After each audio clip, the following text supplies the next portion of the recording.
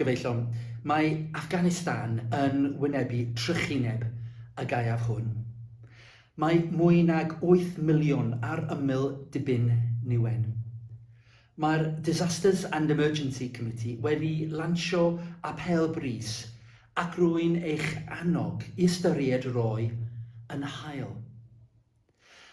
Yn ystod y cyfnod yr adfent, pryd yr ydym yn paratoi ein hunain i ddathlu dyfodiad mab Duw i'n byd toredig, rwyf am eich gwahodd i rhannu'r cariad y mae Duw wedi ei dywall arnom ni gyda'm briodur am chwiorydd yn Affganistan.